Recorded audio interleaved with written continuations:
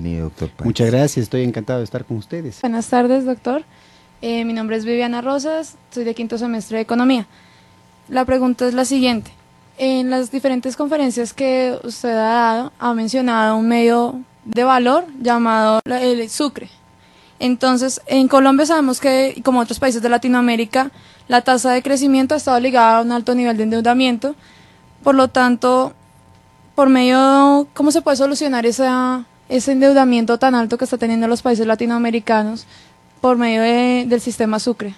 Bueno, es un tema complejo que corresponde a las raíces estructurales de nuestra dependencia, ¿no? Es decir, con la violencia del hecho colonial se rompe la coherencia entre producción y consumo en nuestras sociedades y se nos obliga a producir determinado tipo de cosas y a no producir otras cosas para tener que comprarlas de afuera.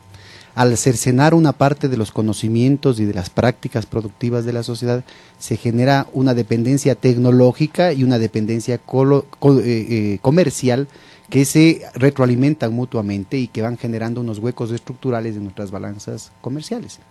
El hueco que a veces se puede mitigar por mejores precios o por mejor demanda, pero que depende de factores externos, ¿no es cierto?, siempre tiene que terminar siendo financiado pidiendo prestado. Entonces el hueco reaparece el siguiente periodo en el plano comercial y además hay que pagar la deuda, lo cual aumenta, ¿no es cierto?, el desequilibrio de la balanza de pagos. Entonces, parte fundamental de los problemas que tenemos que enfrentar tiene que ver con los mecanismos monetarios con los que se hacen las transacciones.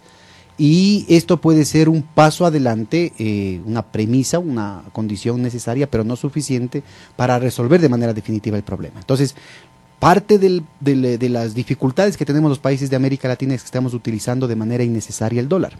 Si es que Colombia quiere hacer una compra formal, por ejemplo, a la Argentina, tiene que comprar dólares.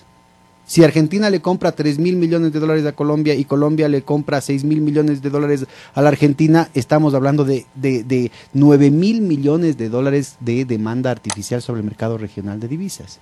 Si solamente tuviéramos que pagar, en lugar de la planilla total, pagáramos solamente la diferencia, 6.000 menos 3.000, estaríamos hablando de una reducción de esa necesidad de dólares en 6.000 millones de dólares.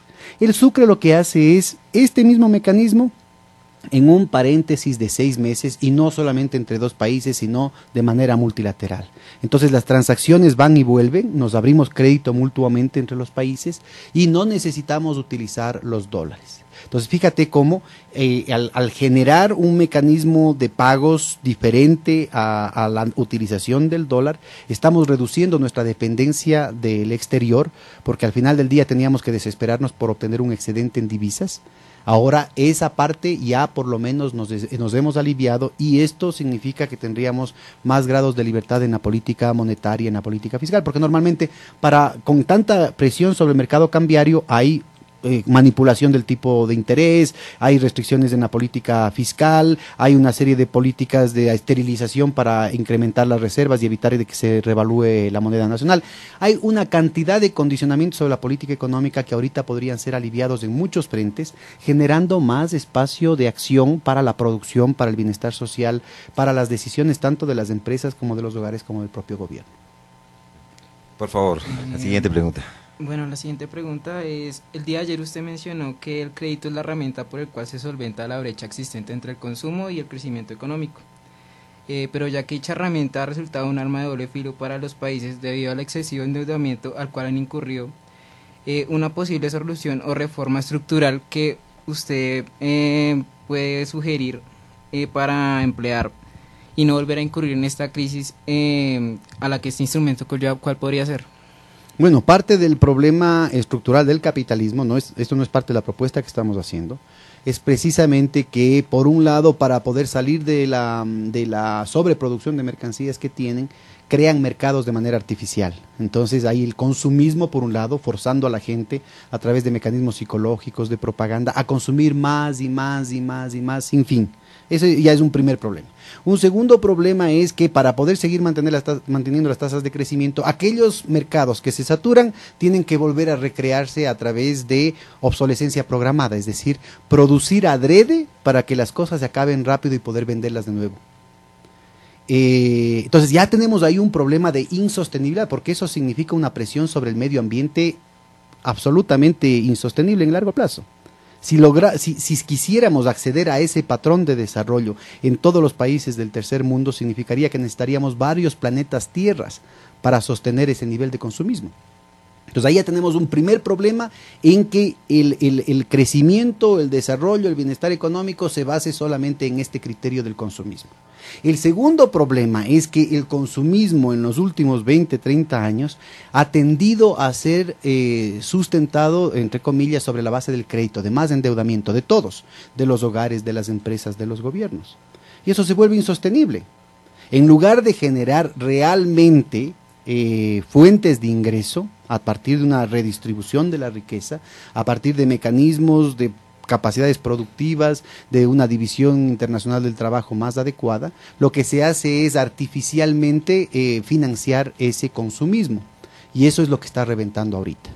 Y se pretende resolver un problema de insolvencia estructural, de sobreendeudamiento de todos los actores fundamentales, generando más deuda. Entonces es verdaderamente una locura lo que se está pretendiendo. Entonces, por ese lado no podemos componer las cosas. Necesitamos construir otro tipo de modelo económico, otro tipo de ordenamiento de la sociedad que ponga en primer lugar lo primero, que es la vida. Entonces, el Banco del Sur, el Sucre y la alternativa continental al sistema del Fondo Monetario Internacional que estamos proponiendo son instrumentos que nos van a permitir organizar a la sociedad desde otros criterios, que no necesariamente entran en la lógica esta del consumismo por el consumismo o de la ganancia por la ganancia, sino que más bien tienen que ver con la construcción nacional, con la construcción de una sociedad, con la construcción de una comunidad, ¿no? Tenemos tiempo para una pregunta más por cuestión de tiempo.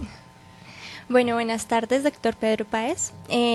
Con respecto a su ponencia de ayer, mi pregunta es la siguiente.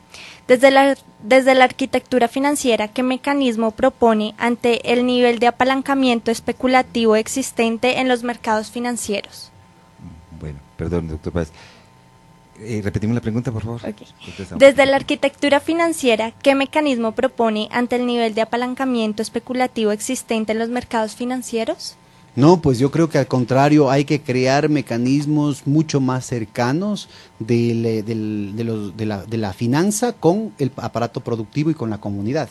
Parte fundamental del problema está en el que se han generado bancos demasiado grandes, demasiado lejanos de la producción, que están básicamente referenciados en lógicas especulativas del corto plazo con altísimas tasas de ganancia, que no entiende cómo funciona el aparato productivo y que está asfixiando al aparato productivo. Por eso, con el Banco del Sur, con la nueva arquitectura financiera, lo que estamos es creando una serie de instrumentos financieros y no financieros que estén hechos a las medidas de las necesidades de los productores, sean grandes, sean pequeños, sean capitalistas, sean no capitalistas, sean cooperativistas, sean indígenas. Buenas tardes, doctor Páez. ¿Su nombre? Sara Chaparro, de cuarto semestre de Economía. La siguiente pregunta está enfocada a uno de los temas tratados el día de ayer y es con respecto al mercado financiero. ¿Hasta qué punto de equilibrio el sistema financiero puede conservar un rendimiento económico adecuado frente a la productividad de las empresas en Latinoamérica y a la capacidad de endeudamiento de las personas? Perdón. Buenas tardes, doctor Páez. Mi nombre es Milena Costa.